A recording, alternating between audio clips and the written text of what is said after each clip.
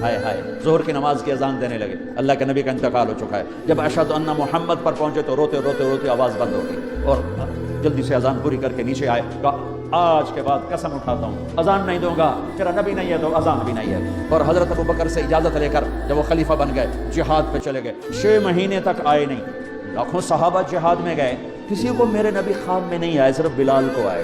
بلال یہ کیا بے وفائی، ہم سے ملنا ہی چھوڑ دیا، ہمارے پاس آنے چھوڑ دیا۔ آنکھ کھلی تو ان کو یوں لگا جیسے اللہ کے نبی زندہ بلا رہے ہیں، یا رسول اللہ میں آ گیا، یا رسول اللہ میں آ گیا، اور اسی وقت اونٹنی کو بھگایا۔ 21 دن کا سفر 7 دن میں کیا، 7 دن صرف نماز اور پیشاب کے لیے اترتے تھے اور بھگاتے بھگاتے بھگاتے 8ویں دن جب مدینے میں پہنچے تو آتے شور مچایا، یا رسول اللہ میں آ گیا، یا رسول اللہ میں آ گیا۔ ان کے ذہن سے نکل گیا کہ آپ تو دنیا سے جا چکے ہیں۔ جب مسجد کے قریب پہنچے تو پھر تڑپ اٹھے اور چیخنے لگے کہ آپ تو ہیں ہی نہیں، پھر گئے سیدھے قبر پہ جا کے یوں قبر کو لپٹ گئے، یا رسول اللہ میں تو آ گیا ہوں، آپ کہاں؟ یا رسول اللہ میں تو آ گیا ہوں، آپ کہاں ہیں؟ یا رسول اللہ میں تو آ گیا ہوں، آپ کہاں؟ بے قراری میں روئے جا رہے ہیں، میں تو آ گیا ہوں، میں تو آ گیا ہوں۔ ہے نماز کا وقت داخل ہو گیا، کون سی نماز سے اللہ جانتا ہے، اور سب کو پتا تھا بلال نے قسم کھائی ہے کہ اذان نہیں دیں گے، لہذا کسی کو ضرورت نہیں ہو رہی کہ بلال سے کہیں آج اذان بلالی سنا دے۔ تو چند صحابہ کو خیال آیا کہ نبی کے نواسوں کو سفارشی بناتے ہیں، حسنین۔ تو صحابہ آئے بچوں کے پاس، حسن حسین، کہ بچوں آج کسی کی نہیں چلے گی، تم بلال سے کہو اذان دیں۔ تو یہ دونوں ننھے منھے بھائی، حسن 7 سال کے، حسین 6 سال کے، 10 مہینے کا فرق تھا دونوں بھائی۔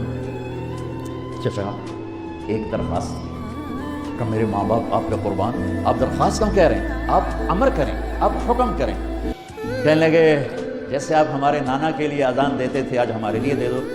تو ایک دم وہ رونے لگے بلال، کہا ہے میرے بچوں میں نے قسم اٹھائی تھی کہ میں اللہ کے نبی کے بعد کبھی اذان نہیں دوں گا، لیکن تم پہ تو ہزاروں قسمیں قربان ہیں، میں اپنی قسم توڑتا ہوں اور اذان دیتا ہوں۔ جب وہ چڑھنے لگے اس بی بی کے گھر، قریب ایک انصاری عورت کا گھر تھا جس کی چھت پہ چڑھ کے اذان دیا کرتے تھے، تو سانس رک گئے سب کے، آنکھیں پھٹ گئیں، اور وہ یوں منظر دیکھ رہے کہ آج بلال تو ہے، محمد مصطفیٰ نہیں ہے۔ آج اذان بلالی تو ہوگی لیکن محمد مصطفیٰ کی جھلک نہ ہوگی۔ جب انہوں نے کانوں میں انگلیاں،